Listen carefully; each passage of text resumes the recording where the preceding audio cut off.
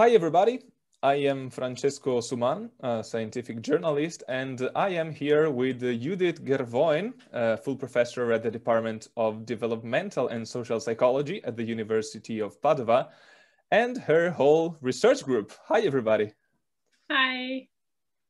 So Judit won a ERC Consolidator grant. The name is BabyRythm. It is on language acquisition. And she was at the NIRS in Paris at the time. And then she moved to the University of Padova, establishing her laboratory here. So Judit, how did you manage to get an ERC grant, and why did you move to the University of Padova? Right. So the idea of the grant itself, the scientific question, which is about what babies learn from their prenatal experience. So what is it that they hear in the womb and how that helps them learn language, is something I have been thinking about for a really long time before I got the grant. I think maybe even 4 or 5 years before I actually wrote it. But the ideas were not coming together. I had something vague in my mind, but it wasn't very clear. And then I had one of these, as known as aha moments under the shower one morning. I was like, that's the question. Now I know. And so then I had the question. And from then on, it was really easy to design experiments and set up a research program. So I was somehow incubating this idea for a long time. And then it just came to me one morning. And then it seemed like, okay, now I know exactly what I want to investigate. And then it wasn't that difficult to write the actual grant. Right. And so that was the idea of the ERC grant. And luckily it did work. And then why did I move to Padova?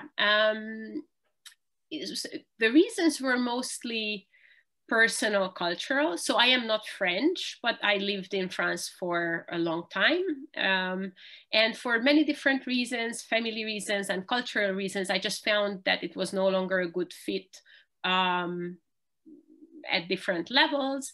And in particular, my partner was looking for a job in France without an academic job, without much success, because he didn't really speak the language very well, whereas actually he's fluent in Italian. We had different connections. Myself and also my partner both did our PhDs in Italy. So for us, in a certain sense, it was coming back home. This is where we met as well. So it seemed like a natural step.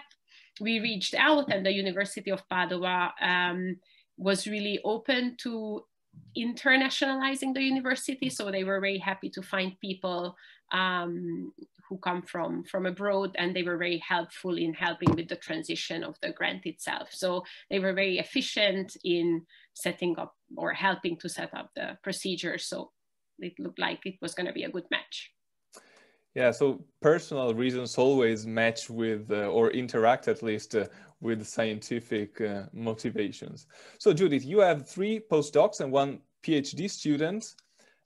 Jessica Gemignani is one of your postdoc. Hi, Jessica. Hey, I would like to ask you, how is it working with Judith, and what's your role in the lab? So yeah, working with Judith is great. This is my first postdoc. I obtained my PhD only 1 year ago, and I really wanted to make a research experience with. For me, the most important part was really finding a great supervisor, because I think that's the way to learn, basically. So my role in the lab is so I'm a biomedical engineer by training, first of all. So I'm not, I don't have any background in language or in even neuroscience, actually. I mean, I'm really a biomedical engineer. And I did my PhD in a kind of mixed academic industrial setting, and that was great. It was an amazing experience, because I learned a lot on the NIRS technology, which is a technology that we use a lot in our experiments. But after 3-4 years learning so much about NIRS, which I'm not saying I'm a full round expert, but I would say I have a fair amount of expertise. I really wanted to move on to some more practical experimental context, because I really wanted to see how to use this technique in real experiments, rather than keep working on data analysis issues only. So I accepted Judith's proposal for a PhD. And first I was in Paris, and then I'm here now. So it's been great so far. I mean, apart from the pandemic, which of course stopped my aspiration of learning experiments. So not experiments, non-learning, no learning so far on the experiments, unfortunately, but that is beyond our doing. But I guess that your expertise gives a rather important interdisciplinary contribution to Judith's lab. Yes. And yes. Yeah, well, that's great. That's absolutely great. And well, let's move to the next postdoc, Irene de la Cruz Pavia. Hi, Irene. Hi, Irene, hi. you've been to many institutions and research groups before landing in Padova. You've been in Spain, France, Canada. How did you end up here, and what does it mean for your career, I mean, this postdoc? So I have moved a little, but it has mostly been linked to Judith. So let me very briefly do a summary of my life.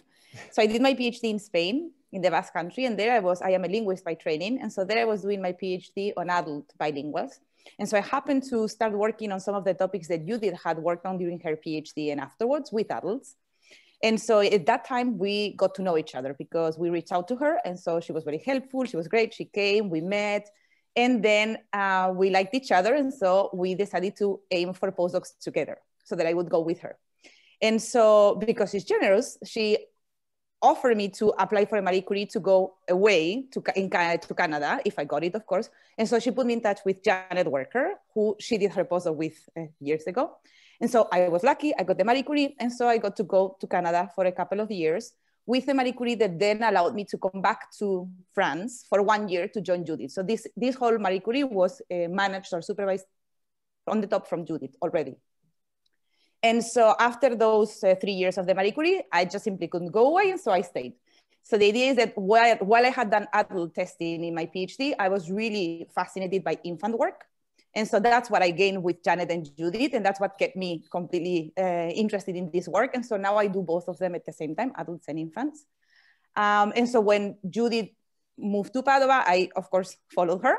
But it is going to be short-lived because I will start a position in the next 2 months or so in Spain as a PI. So I'm going back to my home. Well, that's a great journey. I mean, and what about Anna Martinez Alvarez, the third postdoc? Do you have a long journey as Irene's one? And Anna, do you plan to be a PI one day? What's your idea about it? Well, I would really like to be one. Especially, I think I would love to be a PI like Judith in all different senses. So not only theoretically, methodologically, and also the personal level. I think that she has been the best mentor I could ask for. So yes, if it would be like her, yes. And I mean, what are you doing in Judith's lab? So I did my PhD in Barcelona, in Spain, as Irene. And at the end of the PhD, I met Judith, and we started a collaboration between the University in Paris and Barcelona. And I started learning a little bit the NIRS technique. And now as a postdoc, I'm mostly interested in in language acquisition as in a broad sense. And also maybe I contribute a little bit more in the cognitive science perspective. So zooming a little bit out and seeing how the mechanism work in how infants learn language. And yes. Well, that's a really interesting topic. And last but not least, we ask Caroline Nallet. She's the PhD student of the group. Have you received some useful piece of advice for your career, which is still in a early stage, let's say, Caroline? Yes, maybe regarding my PhD project and work, I understand by discussing with Judith and with Irene, Jessica, and Anna, that one thing that is really important is to determine what you like the most in doing research and to manage things so that you can, so that what you like is a great part of your work during the PhD. So for example, what I like the most is the social interactions and testing participants, discussing with parents. And so despite these pandemic situations, I really want to find solutions to be able to test, even make online testing if in presence it's not possible. So yeah, you have to, manage a way to get your research going, although this pandemic situation. Yes. Well, Judith, everybody seems to be pretty happy working with you. Are you happy with your group? And what are the goals that you set for this group for the next future?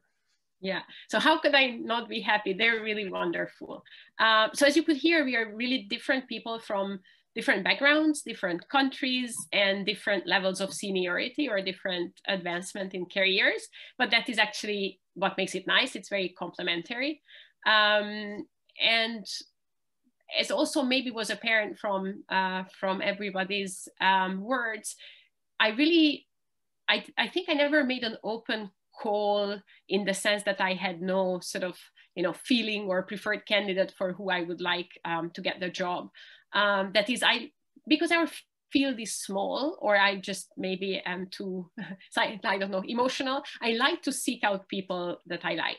I think there are lots of talented people, but if the personal match is not good, it's very hard to make a good team. So, and I think right now, we really have a very nice dynamics. It's a really cohesive group, very efficient and productive one as well. So I'm very happy. We are going to be missing Irene, who is leaving soon. But luckily, in a certain sense, for all the technology we have, we will probably be collaborating.